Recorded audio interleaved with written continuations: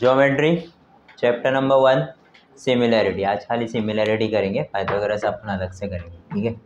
ऐसा छोटा चैप्टर है तो उसको निपटाने का नहीं। सिमिलैरिटी, ठीक है। सिमिलैरिटी में कॉन्सेप्ट्स बहुत ज़्यादा है, मिस्टेक होने के चांसेस भी बहुत ज़्यादा है, तो एक एक चीज़ एक एक सम में छोटे छोटे कॉन्सेप्ट्स, न्यू कॉन्सेप्ट्स आए हुए, वो सब कॉन्सेप्ट्स अपन ध्यान से समझेंगे आज। सबसे पहले एक्सरसाइज में क्या पढ़े तुम लोग ने? PS1 में क्या पढ़े? रेशियोज ऑफ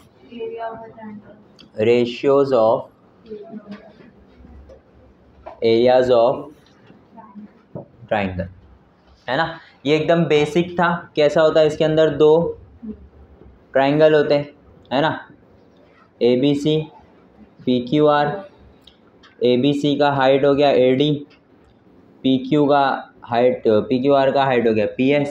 तो हम लोग क्या बोलते हैं कि ये जो हाइट है, ये हाइट जिसको भी परपेंडिकुलर रहेगा वो इस ट्राइंगल का क्या हो जाएगा? बेस हो जाएगा। अब ज़रूरी नहीं है, बहुत सारे बच्चों को मिसकंसेप्शन ये है कि अगर ये ट्राइंगल है तो इसके अंदर QR ही इसका बेस होगा। ऐसा है क्या? नहीं। अगर मैं Q से एक एल्टीट्यूड बना दूँ, सपोज़ ये जो लाइन है QS, ये QS PR को क्या है? परपेंडिकुलर। तो हमारे सम में QS हमारा क्या है? हाइट, और PR हमारा क्या है?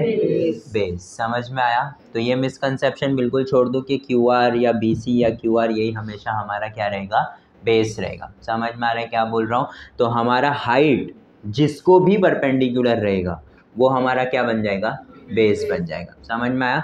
तो यहाँ पे अगर मुझे रेशियो बनाना है तो मैं कैसे लिखूँगा? Area of triangle ABC upon area of triangle PQR। Triangle ABC और ट्राइंगल PQR हमेशा ब्रैकेट में होना चाहिए, और A जो है हमेशा बाहर। A stands for area. Area of triangle होता क्या है? Half into base into height, है ना। तो हाफ इंटू ABC का base height upon half into base height. Yes, हमेशा इसके अंदर हाफ हाफ आने वाला है, तो हम हमेशा हाफ हाफ आएगा, तो हमेशा ये हाफ हाफ क्या होने वाला है? तो हम लोग आगे जहाँ पे भी रेशियो लिखेंगे उसके अंदर हाफ नहीं डालेंगे। हम लोग हमेशा height 1 into base 1, height 2 into base 2, ऐसा करेंगे हमेशा। अब इसके अंदर अपने 4 केसेस पड़े हुए। एक में जिसमें अपने को हाइट 1 इक्वल टू हाइट 2 है, या सॉरी नॉट इक्वल है, B1 is not equal to B2। तो अगर मैं इसके हाइट को H1 और इसके बेस को B1, इसके हाइट को H2 और इसके बेस को B2 बोलता हूँ, तो ये क्या हो जाएगा मेरा? B1 into H1 upon B2 into H2। फिर मैं फर्स्ट केस ये हो गया। सेकंड केस में ये बोल रहा हूँ कि मेरा H1 और H2 इक्वल है, लेकिन B1 और B2 इक्वल, तो मेरा रेशियो क्या हो जाएगा? यही सेम रेशियो लिखूँगा मैं, लेकिन अब की बार कुछ कैंसिलेशंस होंगे, है ना। क्या कैंसिलेशन होंगे बताओ? H1 और H2 क्या हो जाएगा? तो क्या आएगा? B1। तो हम लोग इसका रीज़न क्या लिखते हैं? Area of triangle with equal heights. तो ratios of areas of triangle with equal heights क्या होता है? B1 upon B2। यानी हाइट इक्वल है तो रेशियो किस पे रहेगा? करस्पॉन्डिंग बेस पे रहेगा। फिर थर्ड मेरा केस क्या था? H1 H2 इक्वल नहीं है, लेकिन B1 B2 इक्वल है, ठीक है। तो क्या आएगा बताओ? Same B1 into H1 upon B2 into H2, लेकिन अब क्या कैंसिल होगा? तो क्या बचेगा? तो जब बेस सेम रहता है तो हमारा रेशियो रहता है वो क्या रहता है? करस्पॉन्डिंग हाइट्स का रेशियो रहता है, ठीक है। लास्ट हमारा केस क्या था? H1 और H2 दोनों इक्वल, B1 और B2 दोनों, तो यहाँ पे तो सब इक्वल हो गए, यस और नो। तो हमारा रेशियो क्या रहता है? 1। रेशियो 1 होने का मतलब ये होता है कि दोनों का हाइट क्या है, सॉरी दोनों का एरिया क्या है? सेम है, ठीक है, इक्वल एरियाज। क्लियर है सबको? ये वाला एक इम्पॉर्टेंट पॉइंट है, ठीक है। आगे बढ़ते हैं। इसी के अंदर हम लोग को प्रॉब्लम कभी कभी होती है हाइट और बेस रिकॉग्नाइज करने की। अगर हाइट और बेस रिकॉग्नाइज हो गया तो हमारा तो सारा सम इजी हो गया है ना। लेकिन अगर एक मेरा ट्राइंगल है, जिसका हाइट ये है, तो इसका हाइट तो AD है मुझे पता है, और बेस क्या है, सिंपल है ना। लेकिन अगर मेरे पास एक ट्राइंगल है, ये कौन सा ट्राइंगल है, ऑब्ट्यूस एंगल। कौन सा है, ऑब्ट्यूस एंगल। तो ऑब्ट्यूस एंगल में या तो मैं इसको हाइट बोल सकता हूँ, तो अगर मेरा QS हाइट है तो बेस क्या होगा, PR, है ना। किसी को कुछ डाउट है यहाँ पे, QS अगर मेरा हाइट है तो हाइट जिसको परपेंडिकुलर रहता है वो मेरा क्या बनेगा, तो PR यहाँ पे मेरा। लेकिन मुझे नहीं दिया हुआ है ये, अगर मुझे ये नहीं दिया हुआ है तो मैं क्या करूँगा, मैं P से एक स्ट्रेट लाइन ड्रॉ करूँगा, ठीक है, उसको नाम दूंगा S और बताऊंगा कि ये क्या है, परपेंडिकुलर। तो PS मेरा हाइट है, अगर PS मेरा हाइट है तो मेरा बेस क्या होगा, R क्यों के RS क्यों नहीं, क्योंकि Q से लेके S तक का जो पार्ट है वो ट्राइंगल का पार्ट नहीं है। ट्राइंगल का पार्ट कितना है, तो मैं लिखूंगा ये कि PS is perpendicular to what, RQ। वो है परपेंडिकुलर RS को, लेकिन जो Q से लेके S तक का हिस्सा है वो ट्राइंगल का पार्ट है क्या, वो हमने क्या किए हैं, कंस्ट्रक्ट किए हैं, इसीलिए QS नहीं आएगा या RS नहीं आएगा, क्या आएगा, RQ। ये एक इम्पॉर्टेंट चीज़ है, इसको याद रखो। किसके लिए होता है ये, ऑब्ट्यूस एंगल ट्रायंगल के लिए। ऑब्ट्यूस एंगल ट्रायंगल ऐसे होता है ना, ये तो अपना नॉर्मल ट्रायंगल है गरीब सा, ये ऑब्ट्यूस एंगल ट्रायंगल है। समझ में आया सबको, पक्का। बस और कुछ है फर्स्ट एक्सरसाइज में, और कुछ डाउट है तुम लोग को, कॉन्सेप्ट वाइज नहीं। कभी कभी ऐसा होता है अपने को एक ही ट्रायंगल में, है ना, एक ही ट्रायंगल में बहुत सारे ट्रायंगल्स रहते हैं, जैसे ये ABCD हो गया, ठीक है। अब मुझे यहाँ पे एक ऐसे परपेंडिकुलर लाइन दे दी गई है जो है AE। मुझे बोल रहा है area of triangle ABC find करके बताओ upon area of triangle ACD, ठीक है। तो ध्यान से मेरे को तुम लोग आंसर करोगे। ABC दिख रहा है तुम लोग को, ABC यहाँ पे कौन सा ट्राइंगल है, ऑब्ट्यूस है, ठीक है। ABC का हाइट क्या है, AE, क्योंकि पूरे सम में सिर्फ एक ही लाइन परपेंडिकुलर है। अब जितने भी ट्राइंगल लोगे तुम लोग, चाहे ABC ले लो, ACE ले लो, ACD ले लो या ADE ले लो, कोई भी ट्राइंगल ले लो या फिर ABD ले लो, सबका हाइट क्या रहने वाला है, ठीक है, क्योंकि वही एक परपेंडिकुलर लाइन है, ठीक है। तो AE उसका हाइट है, मैं लिख दूं यहाँ पे हाइट इनटू ABC में अगर हाइट AE है तो बेस क्या होगा, BC। कोई BE बोलना चाह रहा है, नहीं, पक्का। मैं क्या लिखूंगा यहाँ पे, आगे बढ़ते। ACD दिख रहा है सबको, ACD का हाइट बोलो, AE बेस, C से लेके क्या क्या कैंसिल होएगा, AE कैंसिल, तो BC अपॉन CD मेरा इसका क्या बनेगा, रेशियो। अगर आपको क्वेश्चन में इसका वैल्यू दिया हुआ है तो डालने का, नहीं दिया हुआ है तो यहीं पे सम क्या हो जाएगा, खत्म हो जाएगा। समझ में आया। एक और कॉन्सेप्ट, अगर मुझे 15-20 ट्रायंगल बना के दे दिया है, कितना, लेकिन वो सारे 15-20 ट्रायंगल्स दो पैरेलल लाइन के बीच में है। जितने भी ट्रायंगल यहाँ पे तुम लोग नेम कर सकते हो कर लो, लेकिन सारे ट्रायंगल्स जो हैं वो लाइन L और लाइन M के क्या है, बीच में है, और लाइन L और लाइन M दोनों ही क्या है, तो जितने भी ट्रायंगल्स बनेंगे इसके अंदर सबकी हाइट क्या रहेगी। ये कॉन्सेप्ट को हम लोग, इसका जब हम लोग कॉन्सेप्ट अप्लाई करते हैं सम्स में, तो हम लोग इसको क्या लिखते हैं, triangle between two parallel lines. ये हम लोग को कॉन्सेप्ट भी है और एक सम में भी यूज़ हो रहा है प्रैक्टिस सेट 1 में। ये चीज़ को याद रखो। समझ में आ गया सबको, पक्का। आगे बढ़ें, ठीक है। PS1 हो गया, PS2 में क्या है, BPD, ठीक है। क्या बोलता है BPD ये बोलता है अगर एक ट्राइंगल है और एक क्या है लाइन, वो लाइन कोई भी वन साइड ऑफ ट्राइंगल को क्या है, पैरेलल। सपोज मैं इसको दे देता हूँ नाम PQ, कुछ दिक्कत, PQ इज पैरेलल टू, है ना। थ्योरम ये बोलता है कि अगर एक ट्राइंगल को एक लाइन क्या है, पैरेलल, अगर एक ट्राइंगल को एक लाइन पैरेलल है तो क्या होगा, AP upon P B will be equal to A Q upon, ये हम लोग का कौन सा थ्योरम है, बीपीटी। कन्वर्स ऑफ बीपीटी क्या बोलता है, अगर ये रेशियो इक्वल है तो लाइंस क्या रहेगी, कन्वर्स है, ठीक है। अगर लाइन पैरेलल है तो ये रेशियो क्या रहेंगे, इक्वल। अगर ये रेशियो इक्वल है तो लाइंस क्या रहेगी, ये मेरा क्या है, समझ में आ रहा है, कॉन्सेप्ट याद रखो, बीपीटी समझ में आ गया। नेक्स्ट थ्योरम क्या है अपना, angle bisector theorem. Angle bisector का प्रूफ आता है ना सबको, नहीं आता है, इम्पॉर्टेंट है, ठीक है। एंगल बाइसेक्टर का प्रूफ इम्पॉर्टेंट है।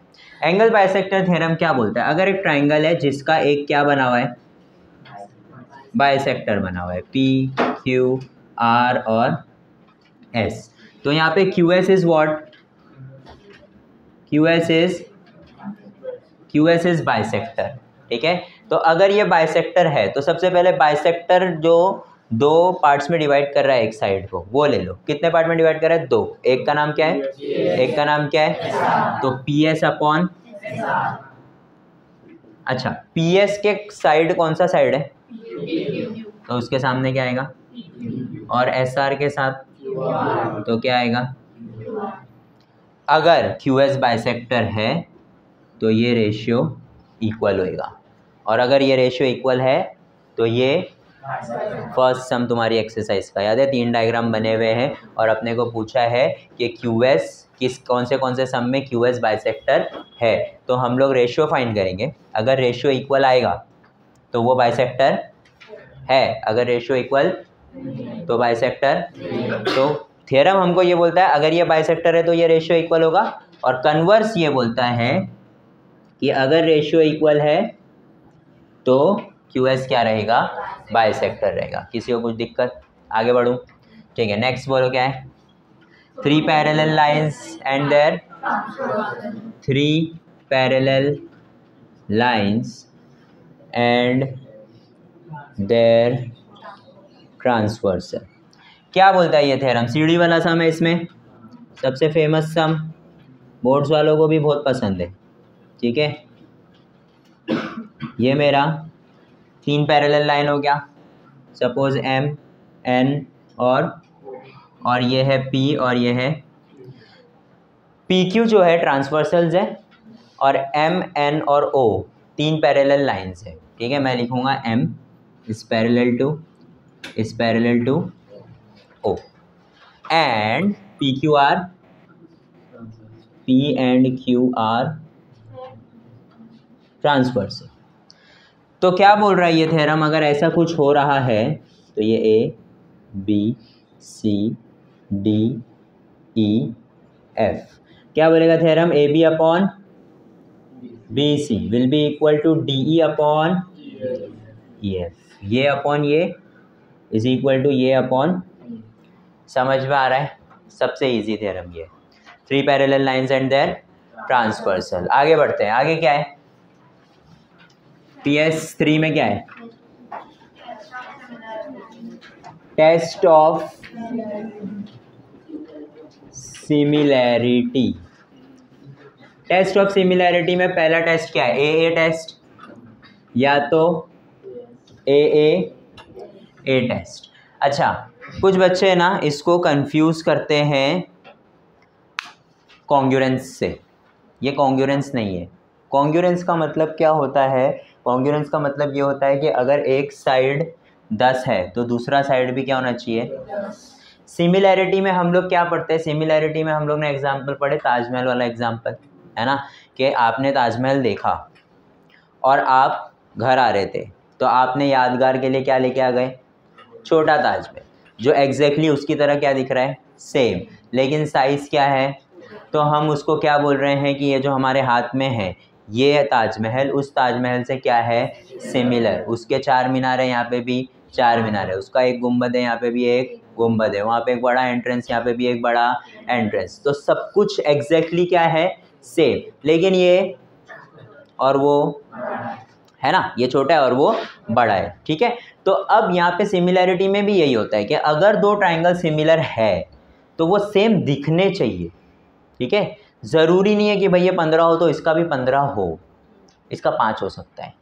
ये 10 है तो ये भी 10 हो, ये 3 हो सकता है, कुछ भी हो सकता है, बस दिखना क्या चाहिए, सिमिलर। ठीक है, तो टेस्ट ऑफ सिमिलैरिटीज़ में जो सबसे पहला टेस्ट है ए टेस्ट, ठीक है, ये टेस्ट में क्या बोलता है कि जो दो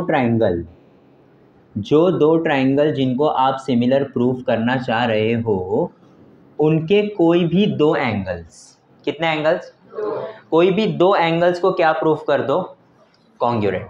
क्या प्रूफ कर दो, जैसे मैं बोल दूं angle P is congruent to angle A, angle Q is congruent to angle B। ये वाला एंगल इससे कॉन्ग्रुएंट है, ये वाला एंगल इससे कॉन्ग्रुएंट है, तो मैं क्या बोल दूंगा, देयरफॉर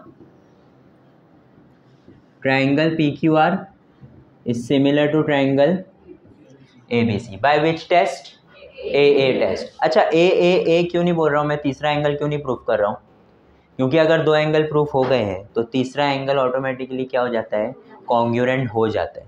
तो हमको ज़रूरत ये है कि जब भी दो ट्राइंगल सिमिलर प्रूफ करो, सबसे पहले ढूंढो कि दो एंगल्स कॉन्ग्रुएंट है कि नहीं। अगर दो एंगल्स कॉन्ग्रुएंट हो गए, हमारा काम हो गया, हम लिख देंगे बाय ए टेस्ट दोनों ट्राइंगल्स क्या हो गए हैं, सिमिलर हो गए। ठीक है, आगे बढ़ते हैं। दूसरा क्या है, SAS टेस्ट।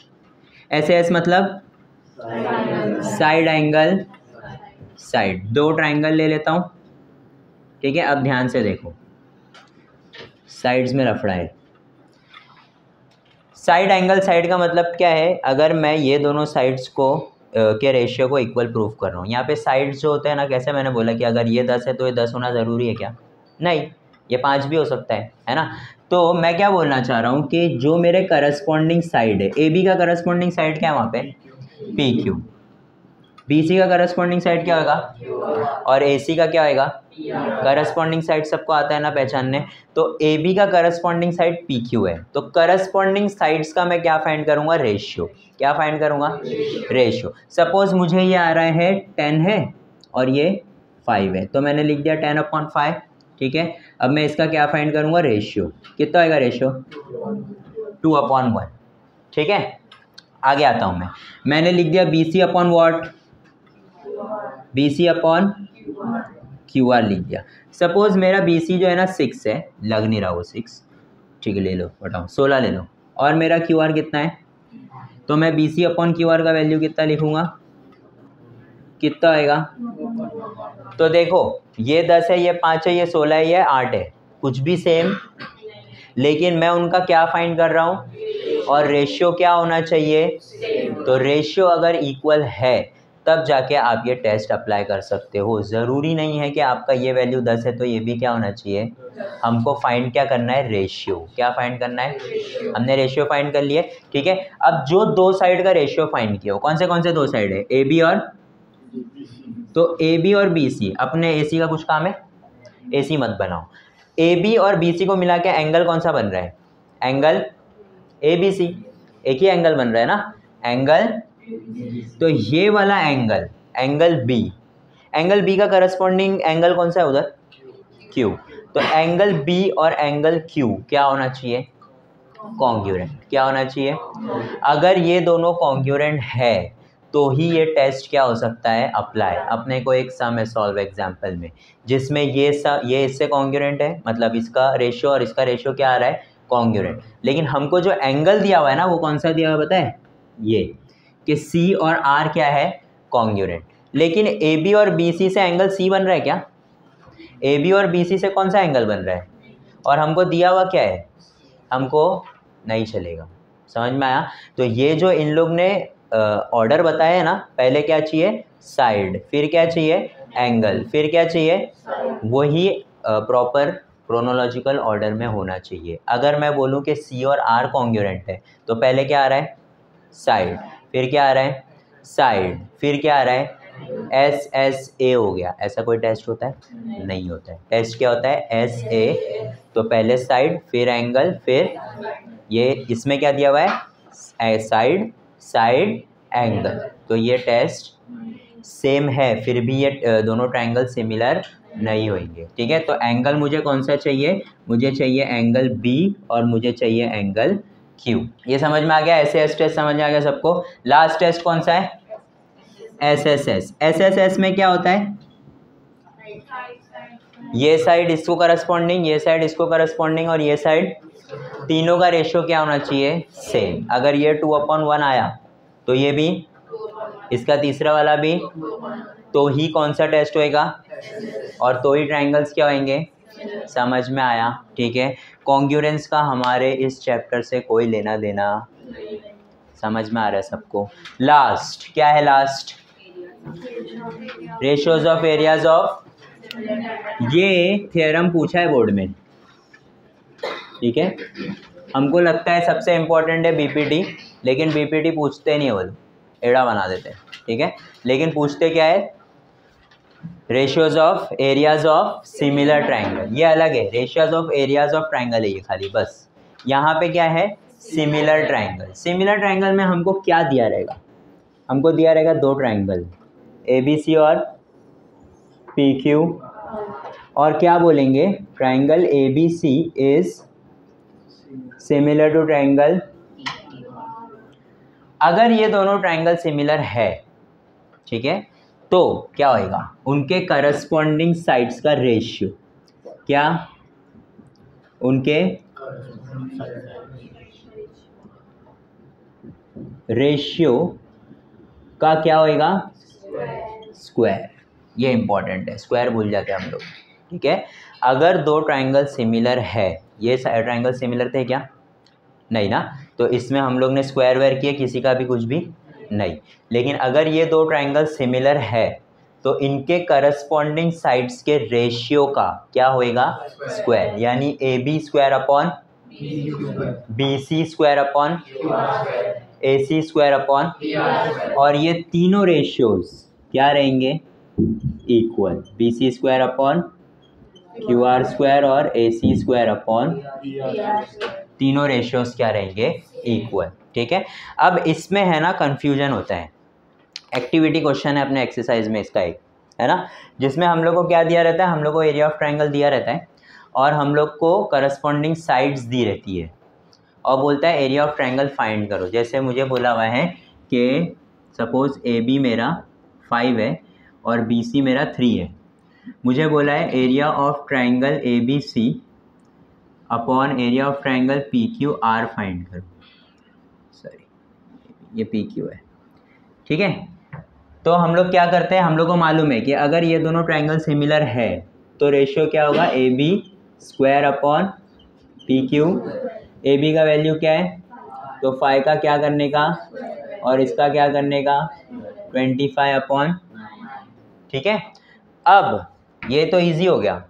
दूसरे सम में हम लोग को area of triangle ABC upon area of triangle PQR दिया हुआ है 25/9, और हमको बोला है क्या फाइंड करो, AB अपॉन, तो हम लोग क्या करते हैं पता है, ये रेशियो दिया हुआ है equal to what, AB upon PQ। ऐसा है क्या, क्या मिसिंग है, स्क्वायर्स मिसिंग है। क्या मिसिंग है, तो मैं अगर यहाँ पे स्क्वायर डालूंगा और सिर्फ इतने इक्वेशन को देखूं तो मुझे वैल्यू किसकी आ रही है, AB स्क्वायर अपॉन, और मुझे पूछा क्या है, तो मुझे क्या करना पड़ेगा, दोनों को रूट में डालना पड़ेगा। दोनों को जब मैं रूट में डालूंगा तब मुझे आएगा ऐसा कुछ, है ना, तो मैं लिखूंगा 5/, समझ में आया। तो ये पूछेगा तो ये इजी है, लेकिन जब ये पूछता है ना तो बच्चे ये स्क्वायर्स डालना क्या करते, मस्त एकदम खुशी खुशी आए कि भाई अपना आंसर तो राइट है बाहर। समझ में आया। तो ये वैरायटी ऑफ क्वेश्चंस अपने को पूछता है। चैप्टर बहुत आसान है, लेकिन जो इसमें छोटे छोटे कॉन्सेप्ट्स है ना वो सम को हिला देते हैं। एक अपना एक और सम है फर्स्ट एक्सरसाइज में जो इस पे डिपेंडेंट है, ये वाला जो मैंने अभी ऑब्ट्यूस एंगल का जो बनाया था ना कि Q से लेके A पे भी अपना क्या है, एक हाइट है ना। तो इसका हम लोग को पूछता है कि भाई PR का वैल्यू बताओ या जो भी है, तो अपन पहले PS और RQ लेकर के उसका एरिया फाइंड करते हैं, फिर वापस एरिया लगाते हैं और QA को हाइट लेते हैं और PR को बेस लेते हैं। ये वाला सम इम्पॉर्टेंट है, ठीक है। 3 मार्क्स तक के लिए तुम लोग को पूछ सकता है, वो मुश्किल से 6 लाइन का सम, लेकिन तुम लोग को 3 मार्क्स के लिए पूछ सकता है, क्योंकि उसके अंदर छोटे छोटे डेलिकेट कॉन्सेप्ट्स यूज हुए हुए। समझ में आया सिमिलैरिटी चैप्टर? ठीक है, तो ये तुम लोग को वापस से पूरा प्रैक्टिस सेट वाइज याद होना चाहिए। और किसके अंदर क्या क्या छोटी चीज़ है, जैसे ये 4 केस हो गए, 4 केस के अलावा अपने ऑब्ट्यूस एंगल का एरिया हो गया, फिर उसके बाद 2 पैरेलल लाइंस के बीच में जो ट्राइंगल है उनका एरिया क्या होगा, हाइट कैसे सेम होगी, वो सारी चीज़ें, ये सब तुम लोग को याद रहना चाहिए। ठीक है, और थ्योरम्स में कौन से इंपॉर्टेंट है, अपना बीपीटी इंपॉर्टेंट है, एंगल बाइसेक्टर ये प्रूफ करने पूछता नहीं है, लेकिन पूछ लिया तो बहुत अच्छी बात है क्योंकि बहुत आसान है। ठीक है, फिर उसके बाद वो बोर्ड एग्जाम में पूछा हुआ है, कौन सा, ratios of areas of similar triangle, वो एक बार पूछा हुआ है।